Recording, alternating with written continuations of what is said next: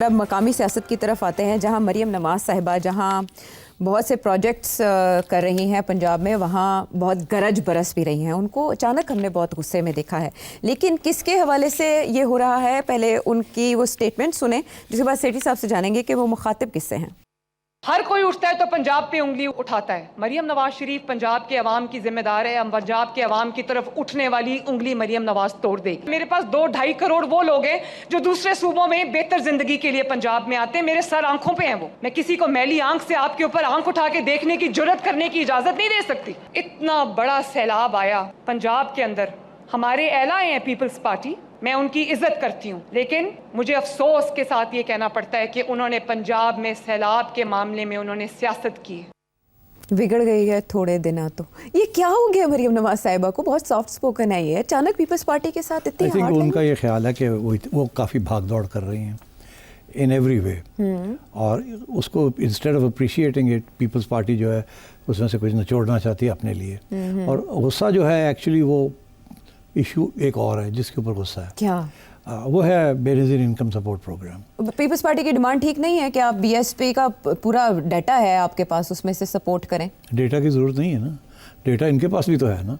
वो अलग किस्म का डेटा है, उसका ताल्लुक फ्लड रिलीफ के साथ नहीं है, बिकॉज वो डेटा है रिलेटेड टू पॉवर्टी। तो अगर पंजाब में बहुत से इलाके हैं जहाँ फ्लड नहीं गया मगर पॉवर्टी अभी भी है, तो वो डेटा जो है it's not the sort of data you need. अब इशू डेटा का भी नहीं है। पीपल्स पार्टी सियासी जमात है, उनका मौक़िफ़ ये है कि जो भी पैसा आवाम के पास जाए वो बेनज़ीर इनकम सपोर्ट प्रोग्राम के ज़रिए जाना चाहिए। बेनज़ीर का नाम रोशन होता है, पीपल्स पार्टी को क्रेडिट मिलती है। ये पहले भी इमरान खान के ज़माने में भी ये इशू खड़ा हुआ था। हाँ, इमरान खान ने नाम चेंज कर दिया। अच्छा, जब ये लोग आए पीडीएम के अंदर तो इन्होंने वापस बेनज़ीर इनकम सपोर्ट प्रोग्राम कर दिया। जी जी। वो कहते हैं कि हमने ऑलरेडी जो फेडरल गवर्नमेंट है उसने फंड्स एलोकेट किए हुए for Benazir income support programme. हम अभी भी पीपल्स पार्टी की एक प्रोजेक्ट है जिसको अहमियत दे रहे हैं। ये कह रही हैं कि जी वो अपनी जगह पे है, वो फेडरल गवर्नमेंट कर रही है जो करे जी। आप उधर बात करनी है तो करें, मगर मेरा जो अपना प्रोविंस है, मैं वहाँ अपना डेटा जो जिसका ताल्लुक बराह रास्त उससे है, जो लोग सफ़र जिन्होंने किया है, तो उनके लिए मैं अपना एजेंडा करूँगी। आप ये बेनज़ीर इनकम सपोर्ट प्रोग्राम कहाँ से ले आए? तो पीपल्स पार्टी सियासी पॉइंट्स मेक करना चाह रही है, इसमें कोई शक ही नहीं है। और सियासी जमातें करती हैं ये। अच्छा। ये उनका हक होता है कि मौका ढूंढे और अपना मौक़िफ़ पेश करें। तो मरियम ठीक कह रही हैं। तो मरियम जो है वो कह रही है कि आप ये ना करें, बना दिया आपने, आप ना करें। And I think she is right. अच्छा, I genuinely think she is right. अगर उधर पीपल्स पार्टी जो है वो तो जाहिर है एक्सप्लॉइट करेगी। उनको और भी तो गुस्सा है ना।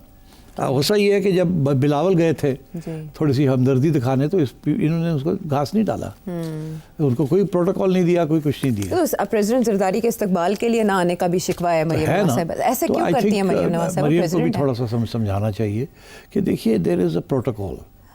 वो प्रोटोकॉल मेंटेन करना बड़ा ज़रूरी है, क्योंकि आप पार्टनर्स हैं। अब पीपल्स पार्टी को इतना धकेल ना दें कि वो फ्रस्ट्रेट होकर कोई इधर उधर की हरकत ना करनी शुरू कर दें, बिकॉज जरदारी साहब is a poker player. Zardari साहब किसी न किसी वक्त ऐसा रुकावट डाल देंगे फेडरल गवर्नमेंट के रास्ते में कि इनको समझ नहीं आएगी अब क्या करें, और वो डिले करेंगे किसी न किसी चीज़ को या तंग करेंगे आपको, तो आपके लिए प्रॉब्लम बन जाएगी। इसीलिए मेरा ख्याल है ये राना सनाउल्लाह ये लोग अब कूद गए हैं। हाँ, कमेटियाँ दोनों तरफ से मिली हैं, स्पीकर साहब आ गए, नहीं ठहरे। पर आप देखें बड़ी इंटरेस्टिंग बात है, इंस्टेड ऑफ पंजाब की लीडरशिप और पीपल्स पार्टी की लीडरशिप बात करें एक दूसरे के साथ, लीडरशिप जो है वो फेडरल गवर्नमेंट करवा रही है। लेकिन शर्जील मेमन साहब ने बड़ी इंटरेस्टिंग बात की कि जब बिलावल वज़ीर आज़म की तारीफ करते हैं तो पंजाब को तकलीफ होती है। ये मरियम नवाज साहिबा, ये देखिए ये चीज़ there is no evidence of this, ये नॉनसेंस। पंजाब हुकूमत को एतराज़ होता है उनके ख्याल में? नहीं, उनका ख्याल में वो भी दाना डालना चाहते हैं ना। अच्छा। वो ये इस किस्म की खबरें चलाते हैं कि जी शहबाज शरीफ और मरियम के दरमियान ये इशू है। अब अगर है भी तो इनको तो मज़ा आता है ना इस चीज़ को उछालने में। सो आई थिंक इस किस्म की सिचुएशन है। Peoples Party is being unreasonable by saying कि जी आप बेनज़ीर इनकम सपोर्ट प्रोग्राम के ज़रिए ये करें, but at the same time Maryam को इस बात का भी गुस्सा है कि वो जो कैनाल्स का इशू था, नहरों के मामले को उन्होंने फिर छेड़ा है। उन्होंने कहा कि पंजाब अपने हिस्से की नहरें निकालना चाहता है, तो आपको क्या मसला है?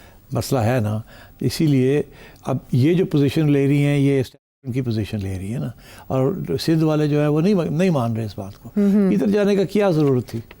आपका एक पार्टनर है, वो एक डिमांड कर रहा है, और आप और डिमांड आपसे नहीं कर रहा, पंजाब से नहीं कर रहा, वो फेडरल गवर्नमेंट से कर रहा है या कहीं और कर रहा है, तो आप क्यों बीच में कूद रही हैं? आई थिंक थोड़ी सी मैच्योरिटी की ज़रूरत है। पीपल्स पार्टी बड़ी चालाक और केयरफुल पार्टी है, they know what to do. Manjhi भी है, बहुत पुरानी।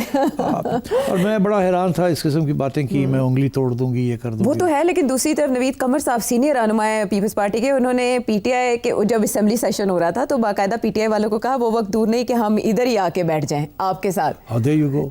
तो ऐसा भी मुमकिन हो सकता है, क्योंकि आजम नज़ीर तारड़ साहब ने कहा कि ऐसा नहीं होने वाला। ऐसा नहीं होने वाला। अच्छा। वो हमें धमकियाँ देते रहते हैं कि हम ये कर देंगे, वो कर देंगे। वो बेचारे वो भी फंसे हुए हैं ना, वो इनके बगैर कहाँ जाएंगे?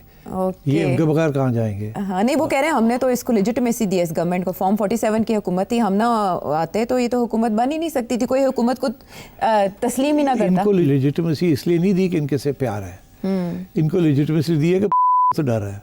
अच्छा, ये है असल में मामला। माफ़ी का मुतालबा पीपल्स पार्टी की जानिब से किया गया था कि मरीम नवाज़ की जो स्टेटमेंट है ये काफ़ी हार्श और हार्ड है, तो मरीम माफ़ी मांगे, तो मरीम ने तो इनकार कर दिया। फायर फाइटिंग कौन करेगा? कैसे ये मामला हल होगा कि दोनों तरफ से बयानबाजी का सिलसिला बंद हो जाए? कमर ज़मान नहीं, ये चलता रहेगा यार, ऐसे ही है। You shouldn't take it seriously.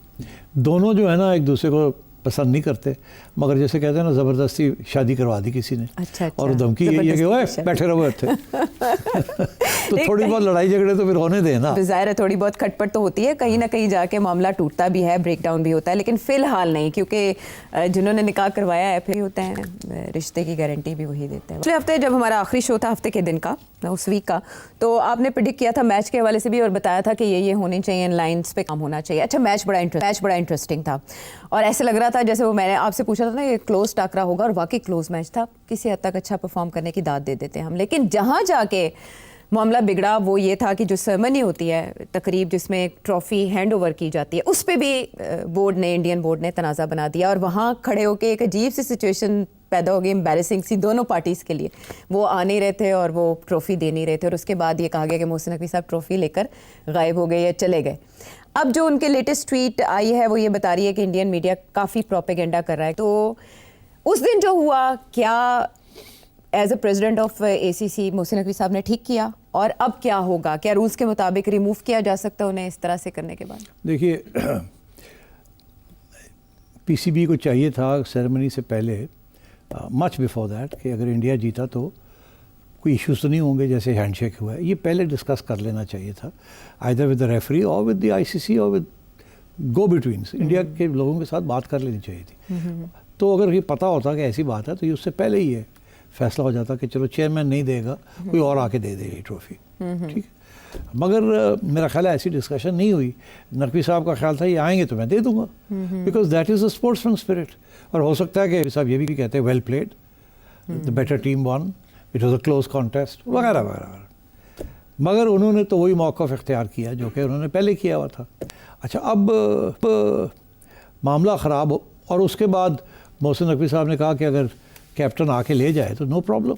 तो कैप्टन नहीं आया तो फिर वो ले गए, चले गए। उन्होंने कहा जी ठीक है, मैं जाके ACC के दफ्तर में रख देता हूँ, जब ये लेना चाहेंगे तो आ जाएं और वहाँ से लेके आगे ले लें। बिल्कुल उन्होंने सही पोजीशन, ठीक है। इंडिया एज यूजुअल उनका मौक़िफ़ बहुत ख़तरनाक है इस वक्त, क्योंकि उनके प्राइम मिनिस्टर उनके साथ खड़े हो गए। हाँ, वो ट्वीट कर देते हैं। उन्होंने जो ट्वीट की है वो उसके बाद तो टीम के पास कोई गुंजाइश ही नहीं रही। अब तो इनको ये करना पड़ेगा। उन्होंने तो कह दी ये संदूर का हिस्सा है। हाँ जी। तो अब क्या रह गया? अब तो किसी किस्म की कॉम्प्रोमाइज़ नहीं हो सकती। तो अब इंडिया करेगा क्या?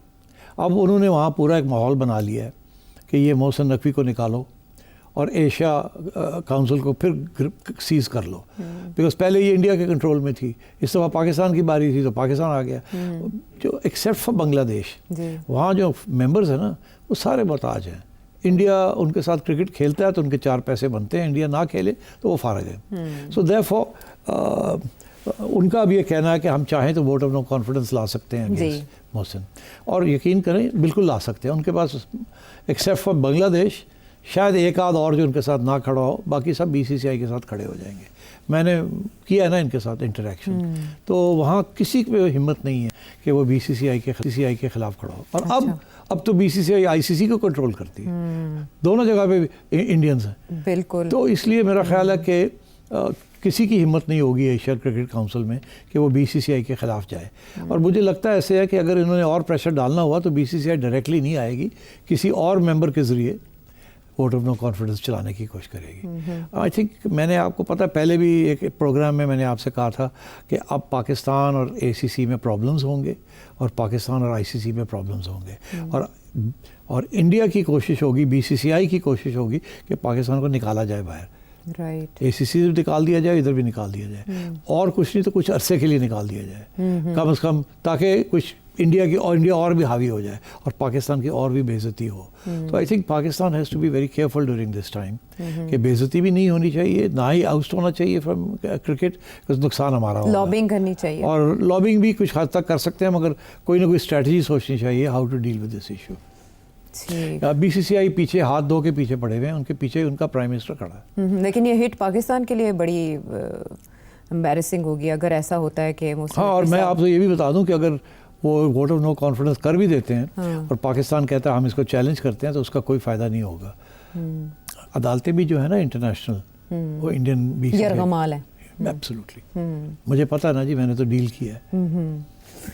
ठीक है, तो इसके लिए तो बड़ा गहरा थॉट प्रोसेस चाहिए और होमवर्क चाहिए। देखना है कि अभी आने वाले दिनों में क्या होता है इसके ऊपर, क्योंकि मोहसिन नकवी साहब अपनी जगह डटे हैं और उनकी एफर्ट्स अपनी जगह जारी है। एक और मामला जहाँ पर हमें नहीं दिखाई दे रही है और समझ नहीं आ रही मामले की, वो है अली अमीन गंडापुर साहब का मामला, अलीमा खानम साहिबा का मामला। पाकिस्तान तहरीक इंसाफ के अंदर जो भी हो रहा है, ट्वीट्स हार्श आ रही हैं पीटीआई चेयरमैन की, बानी की। अब अली अमीन गंडापुर साहब जो एक अरसे से मुलाकात की कोशिश कर रहे थे, उनकी अचानक 29 सितंबर को मुलाकात हो जाती है, वो भी 2-2.5 घंटे की। और जब वो वापस आते हैं तो अलीमा खानम साहिबा पे बात करते हैं, उन्हें इन अ वे एक एजेंसी के लिए काम करने वाला करार देते हैं। आप ये बताएं कि इनमें से अलीमा खानम साहिबा भी उसका जवाब देती हैं, ये कौन किसके हाथों इस्तेमाल हो रहा है? और अली अमीन गंडापुर साहब के 2 घंटे की उस मुलाकात में सिर्फ अलीमा खानम पे बात हुई होगी? नहीं देखिए, ये जो गंडापुर साहब उठ के चले गए, एकदम मुलाकात हो गई, ये की इजाज़त के साथ गए हैं और कोई रास्ता नहीं था। और मेरा ये मौक़िफ़ है कि गंडापुर साहब ने कोशिश ही नहीं की इमरान को मिलने की पिछले 4-5 महीने से। अच्छा। वो नहीं मिलना चाहते थे, उनको पता था अगर मैं मिला तो बहुत से इश्यूज खड़े हो जाएंगे, इसीलिए उनका ये मौक़िफ़ रहा कि मुझे इजाज़त नहीं मिलती। दरअसल वो जाना नहीं चाहते थे और उनकी अंडरस्टैंडिंग थी कि जी मुझे इजाज़त मत दीजिए, कुछ और सुनने को मिल जाएगा, फिर वो करना पड़ जाएगा, तो इसलिए तो दैट वाज द आइडिया। अच्छा, अब केपी के अंदर उनकी पोजीशन कमज़ोर होने जा रही है, so he is obviously very concerned. Imran Khan इस वक्त नहीं चाहते कि उनको निकाल दिया जाए, बिकॉज अभी वो तैयार नहीं है कि उनको रिप्लेस करके कौन आएगा, क्या होगा, क्या नहीं होगा। जहाँ तक अलीमा का है, I don't think Imran wants her to be chairman. वो तो किसी को चेयरमैन नहीं बनाने देंगे, एक्टिंग चेयरमैन भी नहीं बनाने देंगे, बिकॉज ही थिंक्स कि Aleema is not so politically astute और मैच्योर। मगर वो क्योंकि फैमिली है तो ट्रस्ट तो करते हैं ऑब्वियसली।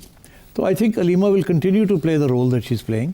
और मेरा ख्याल है ये कश्मकश गंडापुर और अलीमा की बढ़ेगी आगे। अच्छा। और मेरा ये ख्याल है कि लोग इसको छोड़ के, गंडापुर को छोड़ के अलीमा के खान पीछे खड़े होना शुरू हो जाएंगे। आप ये कह रहे हैं कि कुछ नहीं होगा इस इल्ज़ाम तराशी के फौरी तौर पे कुछ नहीं होगा। अच्छा। वो अपना मौक़िफ़ करेंगे। और अभी मैं आपको बता दूं, अभी जल्दी इमरान को नहीं मिलेंगे, वो दोबारा नहीं। वो एक और मुलाकात के लिए बुलाया गया था, लेकिन मुलाकात हो नहीं पाएगी ना। देखिएगा, मतलब मैं गंडापुर में तो मिलना चाहता हूँ, मुझे मिलने नहीं देती है आयशा, अब मैं क्या करूँ? ठीक है, बहुत से और इशारे, बहुत से और सवालात भी बाकी, लेकिन वक्त हो ये गया चलेगा, गंडापुर और अलीमा का मामला चलेगा। और आप देखिएगा आहिस्ता आहिस्ता लोग गंडापुर से हट के अलीमा के खान पीछे खड़े होंगे। देखते चलिए। ये कैंप बनाने का सिलसिला तो पीटीआई में अरसे से चल रहा है, लेकिन सिट साहब कह रहे हैं ये आगे भी चलेगा। और तहरीक इंसाफ का जो एक हिस्सा है वो इस हलचल पे भी शक का इजहार कर रहा है कि ये भी कोई डाइवर्जन चलाई जा रही है।